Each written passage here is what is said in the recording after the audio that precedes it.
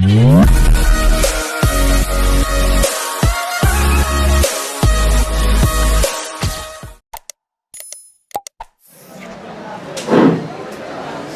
आप पढ़ने जा रहे हैं इलेक्ट्रोकेमिकल सीरीज, विद्युत रासायनिक श्रृंखला।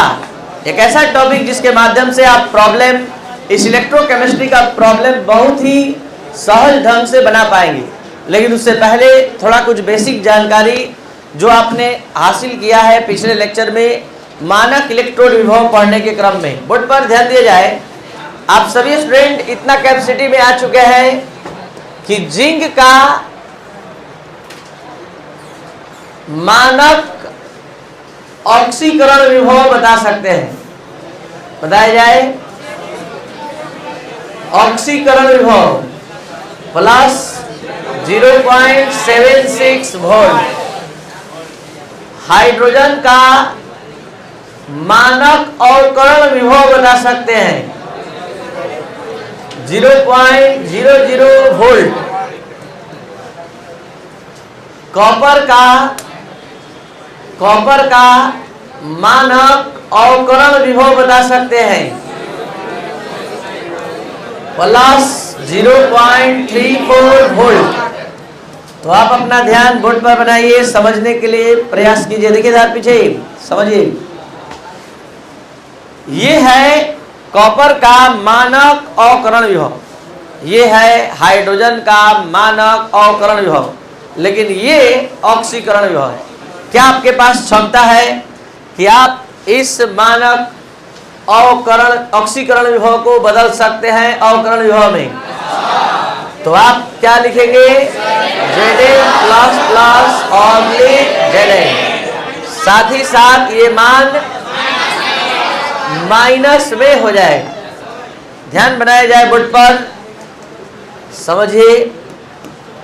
3 तत्वों की आपने श्रृंखला बनाकर रख दिया। एसआरपी के बढ़ते हुए क्रम में जितना नॉलेज आपके पास है उतना ही का उपयोग करके विद्युत रासायनिक श्रृंखला खूब अच्छे से समझ लीजिए।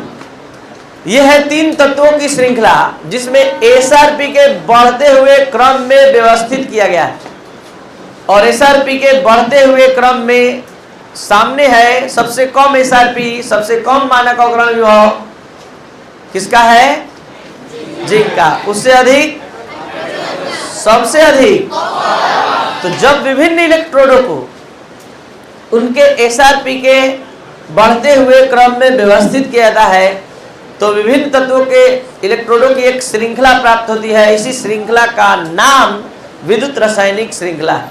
फिर से यहाँ पर हमने 3 इलेक्ट्रोड को एसआरपी मानक अवकरण विभव के बढ़ते हुए क्रम में व्यवस्थित किया तो 3 तत्वों की श्रृंखला प्राप्त हुई। आपको मन है कि नहीं, जितना आवर्त सारणी का तत्व है सबका एसआरपी का वैल्यू इकट्ठा करेंगे और सबको बढ़ते हुए क्रम में सजा देंगे तो इन तत्वों की जो श्रृंखला प्राप्त होगी इसी को कहते हैं विद्युत रासायनिक श्रृंखला।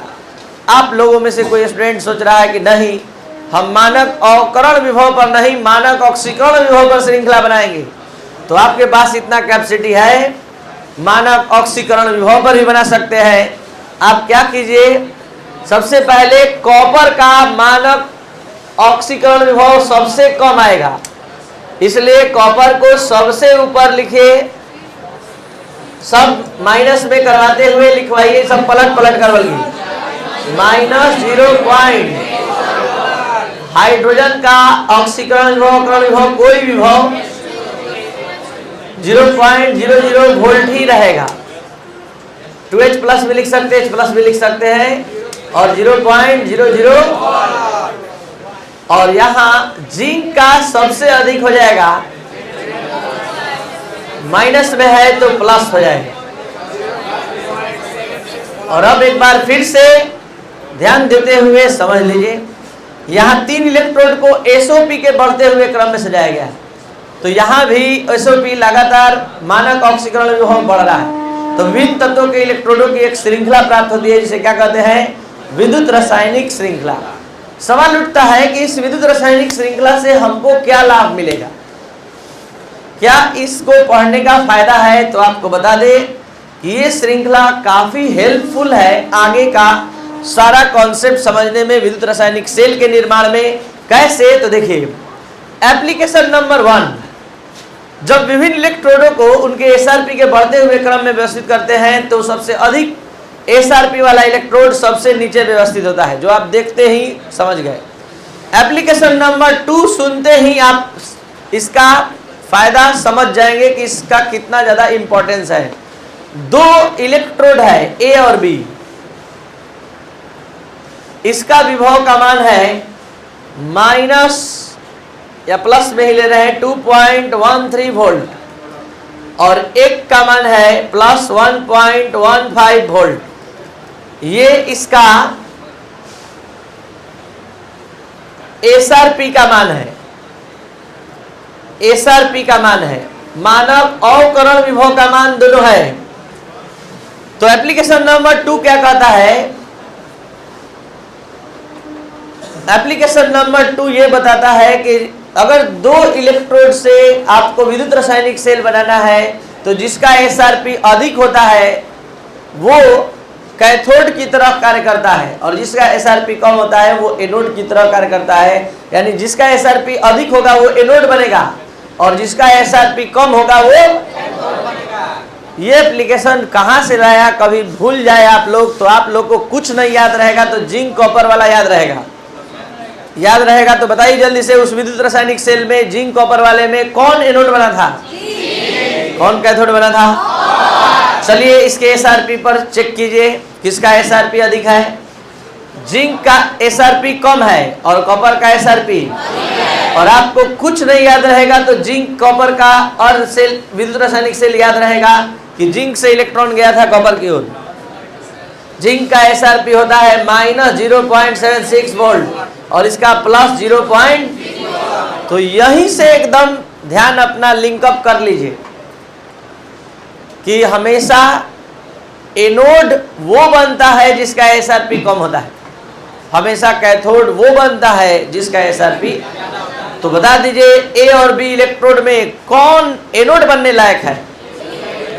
एनोड, ये एनोड बनेगा, इसका मान कम है, तो ये बी एनोड बनेगा। बी को लेफ्ट में लेना होगा और ए को राइट में। इलेक्ट्रॉन कहां से कहां जाएगा? बी से ए की ओर। बी कैसे बना एनोड? एक बार ध्यान लगाइए, कम मान है देख लीजिए, और इसका मान अधिक है। क्या चीज का मान कम है, अधिक है? एसआरपी का। और सब कुछ हम एसआरपी पर समझाएंगे, आप एसओपी पर भी अपने से समझ लीजिए। जब एसआरपी पर बोल रहे हैं तो एनोड वो बन रहा है जो कम मान रखता है, और जो अधिक मान रखता है वो एप्लीकेशन नंबर 3। एप्लीकेशन नंबर 3 इस इलेक्ट्रोकेमिकल सीरीज का कहता है कि इलेक्ट्रॉन का प्रवाह हमेशा कम एसआरपी से, तभी तो इलेक्ट्रॉन जिंक से कॉपर की ओर गया था। तो एप्लीकेशन नंबर 2 कहता है flow of electron occurs from low SRP to high SRP electrode. Electron का प्रवाह हमेशा कम एसआरपी से अधिक एसआरपी की ओर होता है। तो जल्दी से बताइए, इलेक्ट्रॉन ए से बी की ओर जाएगा कि बी से ए की ओर? और आप सभी स्टूडेंट फिजिक्स में पढ़ कर आए हैं कि इलेक्ट्रॉन का प्रवाह जिस डायरेक्शन से होता है, विद्युत धारा का प्रवाह अपोजिट डायरेक्शन से होता है। तो एप्लीकेशन नंबर 3 कहता है, बल्कि 4, एप्लीकेशन नंबर 4 कहता है कि विद्युत धारा का प्रवाह हमेशा अधिक एसआरपी से। तो विद्युत धारा का प्रवाह किधर से किधर होगा? ए से। तो आज हमने विद्युत रासायनिक श्रृंखला का 4 एप्लीकेशन समझाया। पहला, जब विभिन्न इलेक्ट्रोडों को एसआरपी के बढ़ते हुए क्रम में सजाते हैं तो सबसे अधिक एसआरपी वाला नीचे व्यवस्थित होता है। एप्लीकेशन नंबर 2, 2 इलेक्ट्रोड से विद्युत रासायनिक सेल बनाना है तो अधिक एसआरपी वाला कैथोड बनेगा, कम एसआरपी वाला। एप्लीकेशन नंबर 3, इलेक्ट्रॉन का प्रवाह हमेशा कम एसआरपी से। एप्लीकेशन नंबर 4, विद्युत धारा का प्रवाह हमेशा अधिक एसआरपी से।